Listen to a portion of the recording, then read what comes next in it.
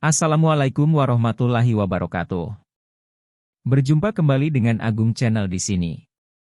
Di video kali ini kita akan membahas fakta di balik Sumpah Pemuda. Info ini sangat menarik untuk para sejarawan. Ada cerita menarik di balik kisah yang satu ini. Semoga pembahasan ini bisa bermanfaat dan menjadi referensi buat teman-teman YouTuber sekalian. Yuk kita mulai. Bismillahirrohmanirrohim. Merdeka. Setiap tanggal 28 Oktober kita memperingati Hari Sumpah Pemuda. Nah, selain ikrar yang berisi 3 poin keramat dan bersejarah itu, apa lagi yang kalian ketahui tentang Sumpah Pemuda ini?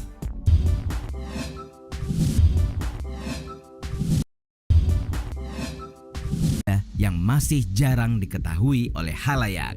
Kalau kalian penasaran, simaklah ulasan ini sampai habis.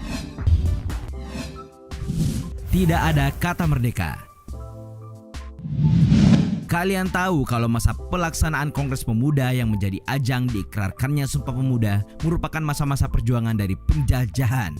Karena itu, sejak hari pertama Kongres, yel-yel merdeka sudah berulang kali berkumandang. Karena merasa khawatir, sampai-sampai polisi Belanda yang mengawasi ketatnya jalannya Kongres akhirnya mengeluarkan larangan pekikan kata merdeka dalam Kongres. Sebenarnya kata merdeka memang merupakan kata terlarang meski bukan dalam Kongres. Namun karena di forum ini para peserta berulang kali dan dengan gemuruh menyuarakan kata itu, maka mereka diingatkan dengan keras lagi kalau mereka tidak diizinkan menyuarakan kata merdeka. Beruntung, meski peserta yang hadir merupakan para muda, mereka masih bisa mengondisikan diri. Cerdiknya, para peserta Kongres juga mampu merumuskan ikrar yang selanjutnya disebut Sumpah Pemuda yang menjadi motivasi pergerakan kemerdekaan meski tanpa penggunaan kata merdeka. Larangan kata merdeka pada saat itu juga turut menjadi alasan lagu Indonesia Raya yang didendangkan oleh W.R. Supratman hanya dibawakan dengan iringan biola tanpa menyertakan syair. Menggunakan bahasa Belanda. Momentum Kongres Pemuda II yang akhirnya menghasilkan ikrar para pemuda Indonesia juga dikenal sebagai ajang diikrarkannya bahasa Indonesia sebagai bahasa pemersatu. Yap, disinilah pertama kalinya orang Indonesia mengaku atau bersaksi bahwa mereka memiliki bahasa yang sama yang akan digunakan dalam komunikasi antar orang Indonesia. Tapi ternyata faktanya selama Kongres Pemuda II ini berlangsung, sebagian pembicara dalam Kongres Pemuda II masih menggunakan bahasa Belanda. Bahkan notulensi rapat saja ditulis dalam bahasa Belanda. Begitu juga dengan para pembicara atau hadirin yang menyampaikan pidato. Nah, yang mahir menggunakan bahasa Melayu saat itu hanyalah Muhammad Yamin. Karena itulah Pak Yamin ditunjuk sebagai sekretaris sidang untuk memudahkan penerjemahan pidato dan kesepakatan sidang ke dalam bahasa Melayu. Bahasa Melayu inilah yang selanjutnya dijadikan sebagai bahasa Indonesia. Tidak ada judul Sumpah Pemuda. Apa kalian tahu rumusan Sumpah Pemuda seperti yang kita kenal hari ini berasal dari gagasan dan inisiatif Muhammad Yamin? Pasti pelajaran sejarah kalian sudah memberitahukan ini kan? Tapi ternyata ada fakta kocak terkait prosesi persetujuan ikrar ini. Kisahnya begini, pada sesi terakhir Kongres saat Mr. Sunaryo dari utusan kepanduan sedang berpidato, Yamin menuliskan rumusan Sumpah Pemuda itu lewat secarik kertas. Secarik kertas ini pun kemudian ia sodorkan kepada pemimpin sidang yang saat itu Bapak Sugondo Joyo Puspito. Saat menyodorkan rumusannya, Yamin berbisik, "Saya punya rumusan resolusi yang luas." Sugondo kemudian membacakan surat berisi rumusan resolusi itu, lalu memandang ke arah Yamin. Dalam sekelebat mata, Yamin membalas pandangan Sugondo itu dengan senyuman. Spontan, Sugondo membubuhkan paraf setuju. Begitu seterusnya, sampai seluruh utusan organisasi pemuda menyatakan setuju atas rumusan tersebut. Yang unik juga, awalnya peristiwa yang terjadi pada 28 Oktober 1928 tersebut tidak memiliki nama atau sebutan khusus. Nama Sumpah Pemuda baru muncul di tahun 1959 setelah dikeluarkannya Keputusan Presiden nomor 316 tahun 1959 yang menetapkan Hari Sumpah Pemuda sebagai Hari Nasional. Jadi selama 31 tahun, peristiwa penyusunan ikrar para pemuda Indonesia tersebut tidak memiliki nama atau sebutan khusus. Mulanya bukan Indonesia Raya. Ada cerita dan fakta sejarah juga terkait lagu Indonesia Raya ini. Kalian tahu kan kalau Kongres Pemuda II juga merupakan momen pertama lagu Indonesia Raya diperdengarkan? Nah, kisah yang mendorong W.R. Supratman menciptakan lagu Indonesia Raya adalah pada suatu sore, W.R. Supratman yang merupakan anak band dan jurnalis membaca surat kabar Timbul terbitan Solo. Putra pensiunan sersan KNIL ini lantas tertantang oleh kalimat, alangkah baiknya kalau ada salah seorang pemuda Indonesia yang bisa menciptakan lagu kebangsaan Indonesia, sebab lain-lain bangsa semua telah memiliki lagu kebangsaannya masing-masing. Akhirnya ia pun terdorong dan menciptakan lagu yang ia niatkan sebagai lagu kebangsaan.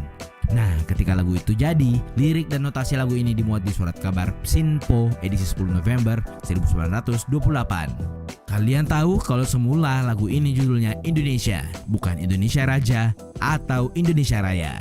Judul Indonesia Raya baru tenar setelah direkam oleh firma Totek Hong yang sejak tahun 1905 merekam suara dalam bentuk piringan hitam dan 5.000 eksemplar teks lirik dan notasi itu dicetak. Disinilah kita juga bisa melihat peran Tionghoa dalam pergulatan lagu kebangsaan kita ini. Keterlibatan Tionghoa. Pemuda etnis Tionghoa juga terlibat dalam pergulatan Kongres Pemuda yang menjadi momentum terikrarkannya tekad pemuda bangsa ini untuk bersatu demi kemerdekaan. Kenyataan ini tidak bisa ditampik. Karena itu, masihkah kita menganggap atau meragukan para keturunan Tionghoa ini? Peran pemuda Tionghoa itu adalah surat kabar berbahasa Melayu Tionghoa Sinpo merupakan yang pertama kali membuat lagu Indonesia Raya karya Wage Rudolf Supratman. Tidak hanya itu, firma Totek Hong juga merupakan perusahaan rekaman yang pertama kali merekam lagu Indonesia Raya. Kui Kek Beng, pemimpin redaksi Sinpo, menyebutkan hubungan pemimpin pergerakan Indonesia dengan pers Tionghoa, terutama Sinpo, memang sangat baik. Kenyataannya, pers Tionghoa ini dengan berani tetap memuat lagu Indonesia Raya meski sudah dinyatakan terlarang oleh Belanda. Ada juga pengusaha Tionghoa lainnya yang berani mencetak Indonesia Raya dengan terang-terangan. Ia adalah pengusaha rokok kretek Moro Seneng di Tulung Agung, Jawa Timur. Ia berani mengabaikan larangan Belanda dengan memuat utuh syair lagu dalam buku peringatan 5 tahun perusahaan kreteknya. Arena Kongres. Kalian tahu di mana kongres bersejarah itu digelar? Di sebuah bangunan atau rumah yang kini terletak di Jalan Kramat Raya 106 Jakarta.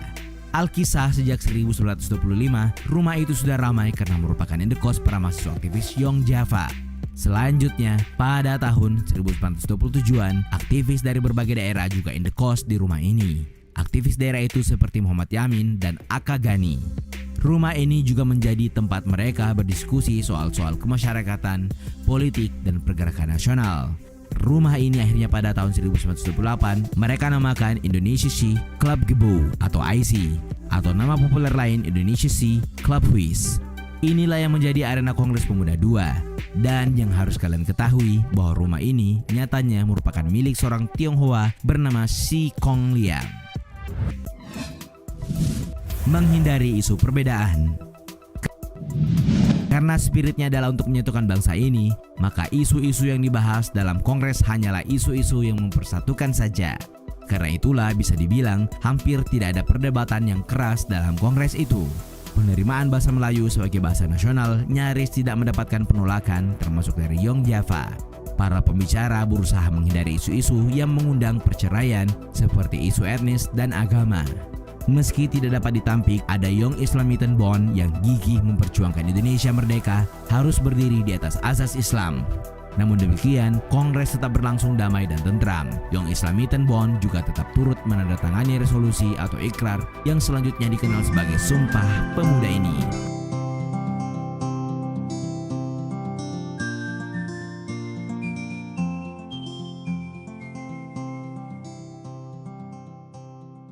Demikian tampilan kali ini, terima kasih atas perhatiannya. Semoga bermanfaat. Jangan lupa klik like, komen, dan subscribe konten ini serta nyalakan loncengnya agar tidak ketinggalan info-info yang Agung Channel berikan selanjutnya. Sekian, wabillahi taufik wal hidayah waridho wal inayah. Wassalamualaikum warahmatullahi wabarakatuh.